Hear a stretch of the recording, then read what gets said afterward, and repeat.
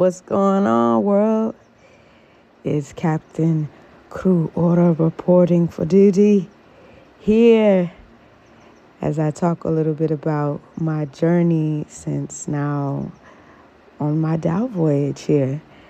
I've been learning so much. It's ancient practice of Dhow building, what feels like only for a short time, feels like a lifetime of knowledge that I've been able to really take in these past couple of months. I've been taking my time. I remember when I first came, I was trying to rush into this process because I was just so excited to want to get in, but this process of learning takes a lot of patience. It takes a lot of time. It takes a lot of care, especially living in a world that, kind of comes from rushing and instant. This ancient practice kind of takes you into a space where you have to be with the wood. You have to be with the craft and things. And it's just been such a beautiful process as an artist myself to watch other artists, other fundis, kind of be in their craft. Before the Dhow process actually starts, you kind of go into this ritual of the Mbuzi, which is the goat. The day before they start a Dhow and lay this foundation here, you actually start with the slaughtering of the goat. They pray over the space, and then the work actually begins for the foundation being laid for the Dhow or the ship itself. I want to note, especially within this video, that there are no practical measurements that you would see. There's no books. There's no written text or anything like that. This is maybe at the beginning, yes, you get some measurements, like when you first start and you learn. But this is all going off of that piece of rope that you've seen in muscle memory. This piece that you see here.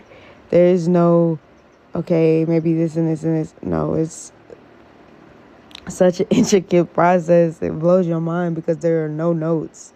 So you'll see me sometimes on the side taking little notes and drawing pictures and photos and things like that. But all in all, this is really coming straight off the dome and intuition. And even when I've been studying,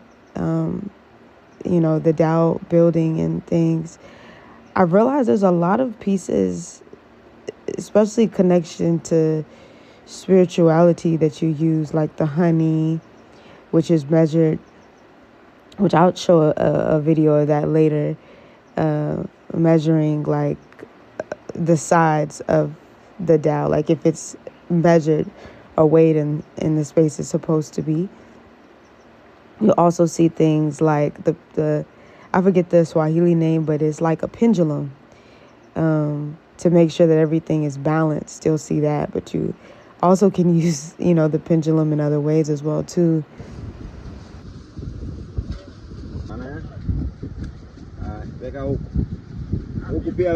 I think the most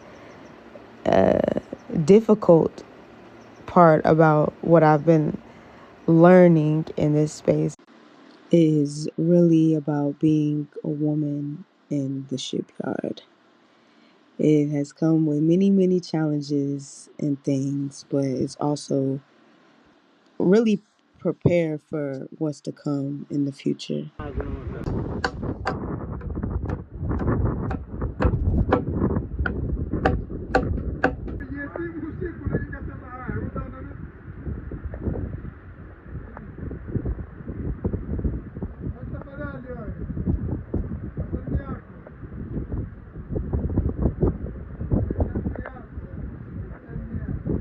He's an artist. This is a kalam. Kalam. And this is the ink. You call the ink kalamo? Ink wino. Wino kalam. But I just think all in all that this practice has been something that's been very enlightening for me. as a Madam Fundi myself, of learning such an ancient art and an ancient skill, and being able to actually be in it. You know what I'm saying? Like, actually be in the field versus, like, you know, studying in textbooks and trying to learn. You know, I'm a hands-on learner, so I think this has been the best way for me to be able to learn this beautiful, beautiful skill, and this very ancient skill, you know, ancestral skill. So, yeah, if you want to follow along for the journey, you can definitely check me out in the description box, and looking forward to more.